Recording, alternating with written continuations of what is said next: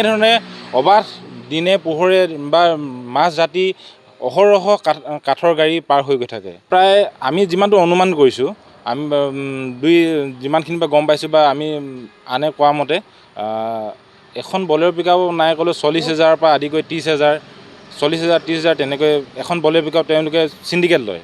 আৰু অৰুণাচলৰ পৰা যিখিনি আহে, অৰুণাচলৰ পৰা আহি চোমপুৰা গেটত যিখিনি নেকি তেওঁলোকে ধন সংগ্ৰহ কৰে, চোমপুৰা গেটখন পাৰ কৰি দিয়াত যিমতে লয় বা এইফালে আমাৰ শদিয়াত ব্ৰিজ পাৰ কৰি দিয়াত সকলো ক্ষেত্ৰতে তেওঁলোকৰ এটা মোটা অংক জড়িত হৈ আছে। গতিকেলৈ সেইসমূহ বন্ধ হ'ব লাগে। আমাৰ বন জংঘল বা সেইখিনি সংৰক্ষিত হৈ থাকিব লাগে। গতিকেলৈ মন্ত্ৰী মহোদয়ক এটা আহ্বান জনাইছে যে এইবিলাক অতি সোনকালে নাকি লগাওক, অন্যথা কিন্তু ইয়াৰ বিপৰীতে শদিয়াত তীব্ৰ ভাষাৰে আন্দোলন হ'ব। আচলতে কাৰ ছত্ৰছায়াত এইসমূহ আচলতে বিয়াগুম যি আচলতে অনৈতিক কাম, বন ধ্বংসযজ্ঞৰ কাম কাৰ নেতৃত্বত, কাৰ ছত্ৰছায়াত আচলতে সংঘটিত হৈ আছে, এই কথা অসমৰ শদিয়াৰ পৰা আচলতে আমাৰ প্ৰশ্ন এটা হৈছে।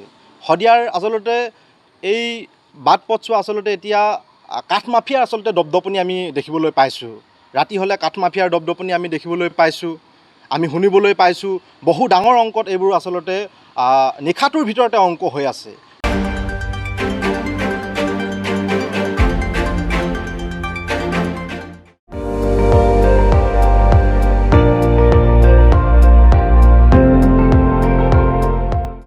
আপুনি চাই আছে ND24, সৰ্বশ্ৰেষ্ঠ নহয় সৰ্বোত্তমৰ দৌৰ।